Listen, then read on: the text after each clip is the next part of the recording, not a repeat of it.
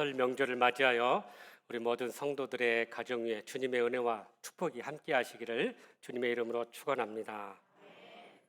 지난주 우리는 예수님의 공생에 대해서 말씀을 나눴습니다. 예수님께서 사명을 감당하시기 위해서 여러 가지 시험과 어려움을 이겨내시고 그 사명의 길을 걸으셨는데요. 우리도 그 길을 따르기 위해서는 먼저 하나님의 나라를 구해야 한다고 전했고요. 그리고 우리가 여러 가지 시험을 겪을 때마다 예수님처럼 말씀을 붙들고 살아야 할 것임을 함께 나누었고요. 더 나아가서 우리가 하나님의 나라를 우리의 삶 가운데 더 만들어가고 확장해야 될 것임을 우리가 함께 나누었습니다. 지난 한 주간도 이 말씀 붙들고 그렇게 우리의 삶의 현장에서 승리한 줄로 믿습니다. 한 생애를 복되게 살다 간 사람들의 특징을 보면 그들은 어떤 성공이나 욕심을 따라 살기보다는 하나님께서 주신 소명을 따라 살아간 것을 보게 됩니다.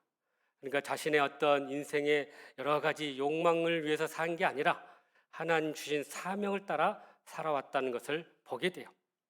미국 남북 전쟁에서 남북원의 지휘관을 역임했던 로버트 리라는 장군이 있습니다. 이분은 비록 전쟁은 패했지만 많은 사람들에게 존경을 받는 그런 분이었습니다. 그래서 많은 기업체들이 그를 사장으로, CEO로 이렇게 많이 모시려고 했습니다. 뉴욕에 있는 큰 기업은 그에게 연봉 5만 달러를 줄 테니까 우리 회사를 담당해 주십시오. 막 그런 사람들이 일어났고 또 어느 보험회사에서도 그랬고요. 이렇게 많은 돈을 제안하면서 그를 모셔가도록 하려고 했던 거죠. 그런데 이 리 장군이 이런 제안은 자신의 어떤 능력보다는 자신의 명성 때문에 이렇게 제안한다는 것을 그가 알았고요. 그러고 나서 사실은 이러한 자신의 명성이 자신을 따랐던 이 군인들의 희생에서 왔다는 것을 그가 알았던 거예요. 그래서 자신의 부하들의 희생을 자기가 사익을 추하는 데 사용하지 않기 위해서 이러한 모든 제안을 거부했던 것입니다. 그리고 나중에는요, 이 워싱턴 대학의 총장으로 부임하게 되는데 그 총장의 연봉이 불과 1,500달러밖에 되지 않았다는 거예요. 그러니까 그의 남은 인생은 이렇게 교육과 또 많은 후학들을 키우는데 그렇게 헌신하게 되었다는 것입니다.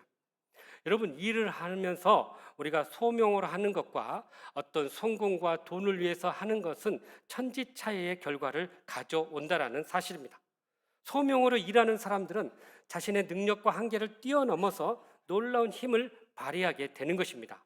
그렇게 소명에 따라 일하는 자들은 기쁨으로 감사함으로 그 일을 감당하게 되는 것입니다. 이러한 소명은 결국 우리가 주님의 뜻을 이루게 될 것이고 주님의 권능을 힘입어서 모든 일들을 이루게 된다라는 사실입니다.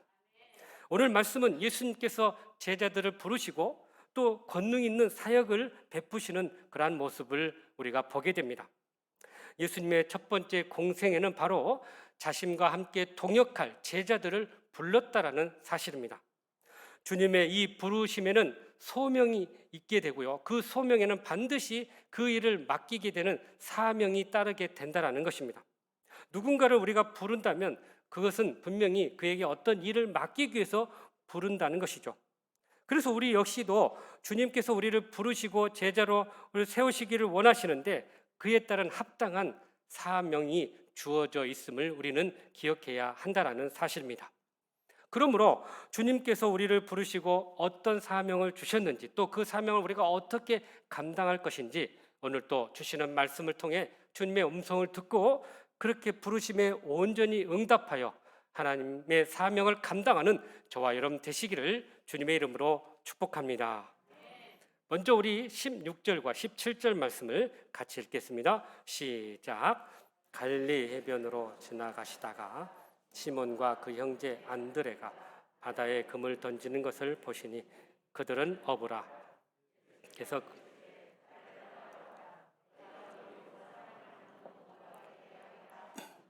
아멘.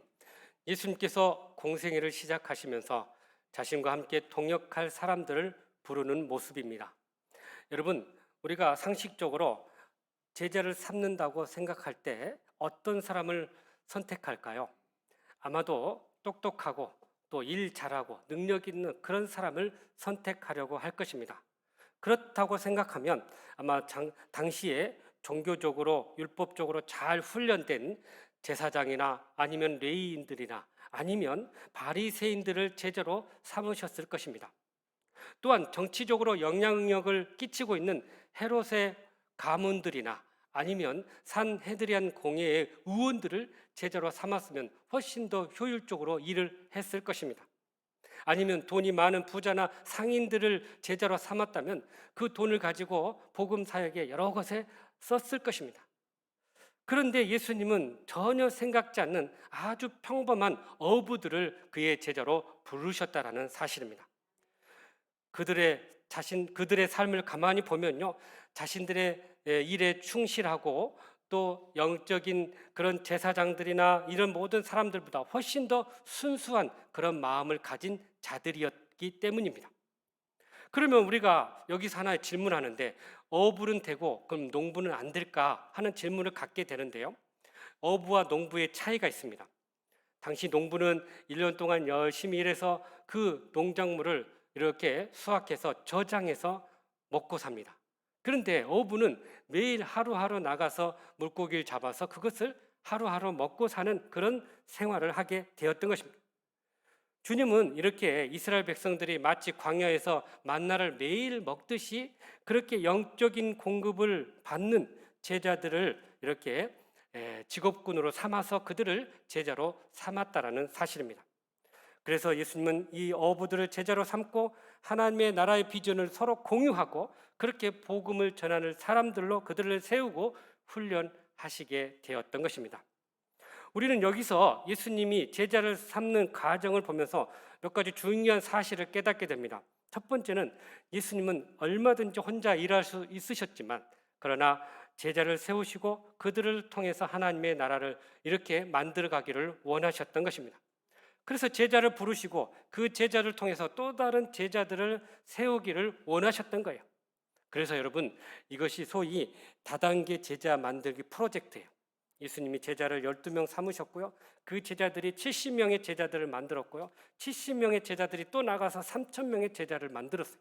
이렇게 기하급수적으로 제자를 만들어가면서 하나님의 나라를 만들어가기를 원하셨던 것입니다. 두 번째로, 예수님은 제자를 선택할 때 어떤 자격이나 능력 있는 사람을 선택하지 않았다는 것입니다.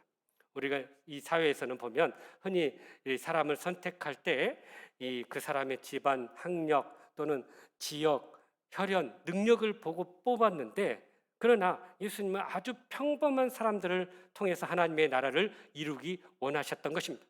그러니까 우리가 생각하기에 아주 특별한 사람만 주님의 제자가 되는 게 아니라 평범한 우리도 주님의 제자가 될 수 있다는 것을 우리에게 보여준 사건입니다. 세 번째는 예수님은 제자를 부르시면서 분명한 목적을 그들에게 전해 주셨습니다. 나를 따라오라, 사람을 낚는 어부가 되게 하리라 라고 말씀해 주셨던 것입니다.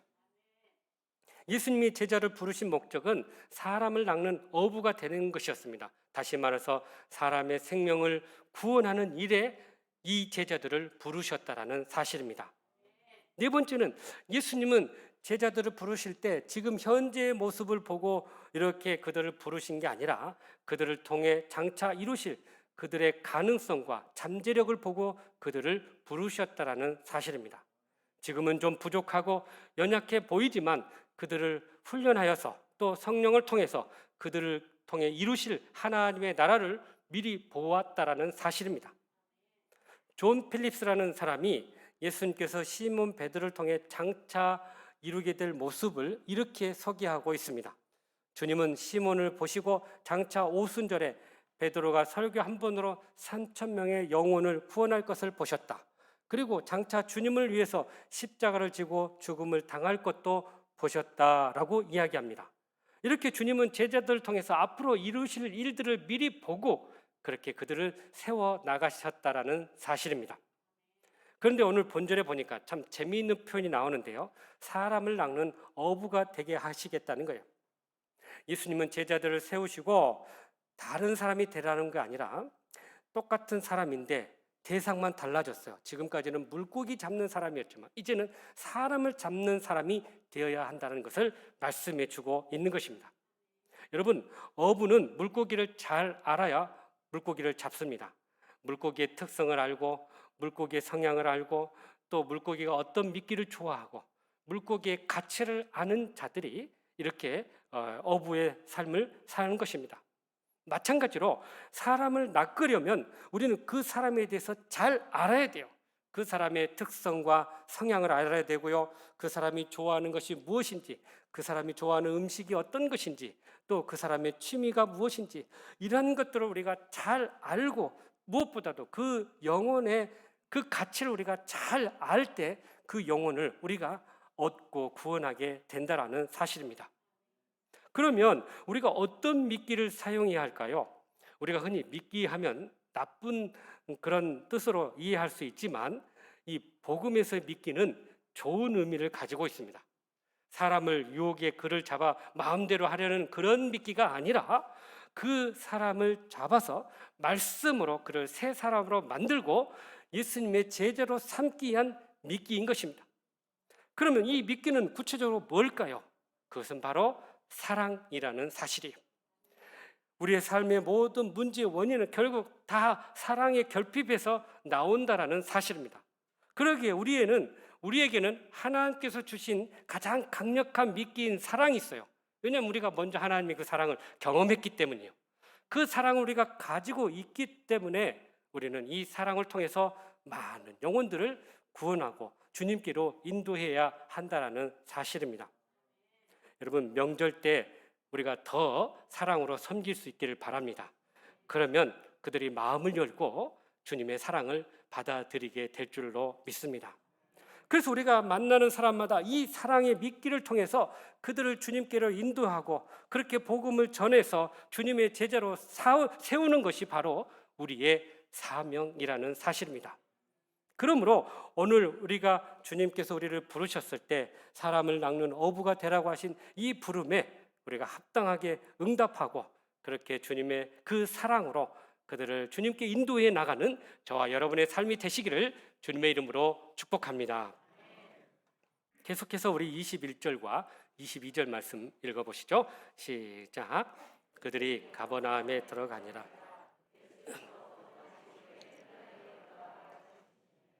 무사람이 그의 교훈에 놀라니 이는 그가 가르치는 것이 권위 있는 자와 같고 서기관들과 같지 아니함이로라. 아멘. 예수님께서 이렇게 제자들을 세우시고 이제 본격적으로 가르치는 사역을 시작하셨습니다. 오늘 본문에 보니까 가버나움의 회당에 가서 말씀을 가르치는 그런 모습을 보게 돼요. 여러분, 이 가버나움은 갈릴리 호수의 북쪽에 있는 도시입니다. 아주 상업적으로 발달한 그런 도시인데 예수님의 초기 갈릴리 사역의 중심지였어요. 그래서 이곳에서 말씀을 가르치고 많은 이적을 베푸는 그러한 곳이었던 곳입니다. 그런데 이곳에 회당이 있었던 거죠. 이 회당이라는 곳은 사람들이 모이는 곳이라는 의미를 가지고 있어요. 이스라엘 백성들에게 이 신앙에 있어서 가장 중요한 장소가 있다면 그것은 바로 성전입니다. 성전을 통해서 하나님 앞에 예배드리고 하나님께 기도하고 하나님의 말씀을 듣는 곳이었어요. 그리고 그곳을 통해서 하나님의 은혜를 깨닫는 자리였습니다. 그런데 이 성전이 기원전 587년에 바벨론에 의해서 완전히 해파되게 되었던 것입니다. 그래서 많은 이스라엘 사람들이 이 바벨론으로 끌려가서 유배 생활을 당하게 되었던 거예요. 그러니 성전 생활을 할 수가 없게 된 이 사람들이 흩어져서 어떤 일을 했냐면 유대인들이 모여서 회당을 세우기 시작했던 것입니다. 그래서 이 회당을 중심으로 모여서 하나님의 말씀을 듣고 율법을 가르치고 또 기도하면서 그렇게 그들의 신앙을 이어가게 되었던 것입니다. 이처럼 회당은 성전이 없어진 이후에 성전의 기능을 이렇게 대체하는 그런 장소가 되었던 것입니다. 흩어진 이 유대인들이 정착하는 곳마다 이렇게 회당을 세우고 그곳에서 안식일마다 모여서 하나님의 말씀을 듣고 배우고 기도하는 장소로 삼았던 거예요. 그래서 이 바울이 이 해외 선교 여행을 할 때마다 제일 먼저 찾았던 곳이 바로 이 회당이었던 것입니다.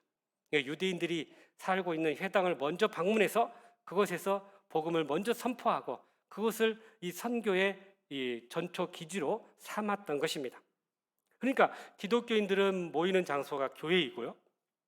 무슬림들은 이 사원 모스크에 모이면서 이제 신앙을 하고요. 또 이 유대인들은 바로 이 회당에 모여서 그렇게 자신들의 신앙과 종교 생활을 해 나가게 됐던 것입니다. 그래서 오늘 본문에 보니까 예수님이 안식일에 회당에 모여서 성경을 봉독하고 가르치셨다고 이야기합니다. 그런데 이 사람들의 반응이 나오고 있어요. 어떤 반응인가? 뭇 사람이 그의 교훈에 놀랐다라고 이야기합니다. 그의 가르치는 것이 권위 있는 자가 되었고 서기관과 같지 않았다고 이야기하고 있습니다. 여러분, 이 놀랐다는 말 원어적으로 보니까 정신을 잃을 정도로 넋이 빠질 정도로 크게 놀랐다, 그런 의미를 가지고 있어요. 그래서 20세기 초 런던에서 목회하시던 조지 모건이라는 목사님이 이 본문을 이렇게 해석했습니다. 그분의 말씀은 신뢰할 만하였고 추론은 반박의 여지가 없었고 신학적으로는 흠잡을 데가 없었으며 설명은 완벽했고 통찰력은 예리했다. 무엇보다도 그의 권위는 압도적이었다라고 이렇게 해석하고 있습니다. 그러니까 예수님의 말씀이 압도적인 그런 권위를 가지고 있었다는 거예요. 제가 한 번은 여중학교에 교생 실습을 한 적이 있는데요. 이 여중생이 한참 사춘기 아니겠어요? 그러니까 하도 말을 안 듣고 막 장난도 심하게 치는 그런 이제 애들이었어요. 여러분, 오죽하면 이 북한의 김정은이가 남쪽으로 내려오지 못하는 이유가 이 중딩들 때문에 그렇다고 이야기하네요. 하여튼 그렇게 무섭다는 거예요. 근데 저희 가정에도 이 중딩 학생이 하나 있는데 얼마나 참 갑자기 화를 내고 막 그런지 우리가 맞춰갈 수가 없을 정도예요. 그런데 이런 학생들을 가서 이렇게 교생을 하다 보니까 다 자기 이 말과 막 자기 뜻대로만 막 하는데요. 놀라운 일이 하나 제가 거기서 목격했어요. 저희 반 담임 선생님이 이 40대 후반의 여선생님이었어요. 몸도 왜소하고 키도 좀 작으신 그런 분인데 이분이 말 한마디 하면 학생들이 그 모든 것에 압도되어서 조용히 따르는 거예요. 얘들아 조용하면 그렇게 떠들다가 조용하고요. 이리 와 그러면 다 따라가서 바로 줄 서 있고요. 그러니까 선생님의 말 한마디 한마디에 아주 그들이 압도되어서 그 권위에 따르는 그러한 모습을 보게 됐습니다. 본문의 사람들도 예수님의 말씀을 들으면서 영적인 권위를 그들이 경험하게 되었던 거예요. 그 권위 있는 그 예수님의 파워 있는 말씀을 들으면서 그들이 그 말씀을 받아들이게 되었던 것입니다. 여러분, 하나님의 말씀이 우리에게 이렇게 오기에는 두 가지 루트를 통해서 옵니다.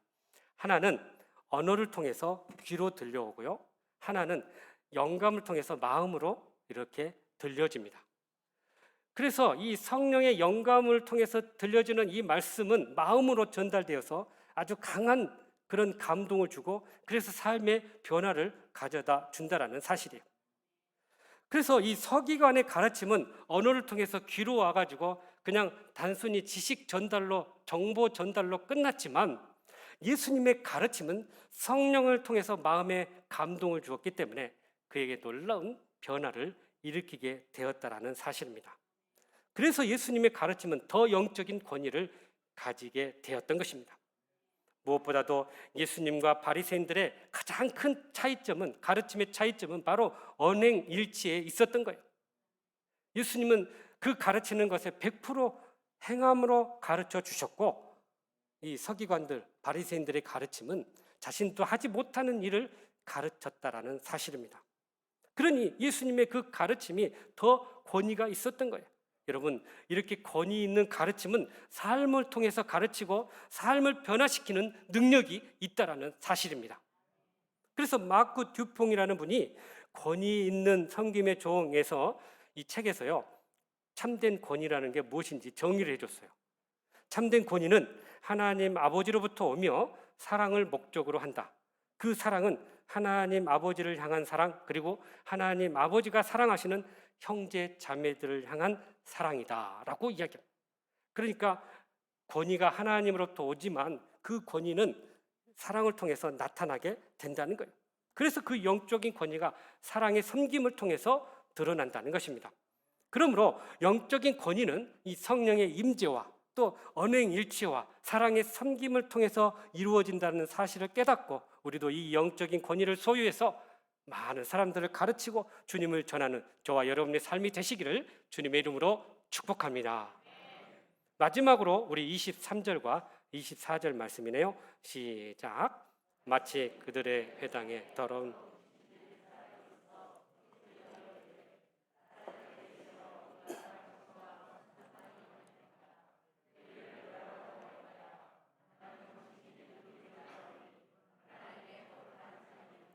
아멘.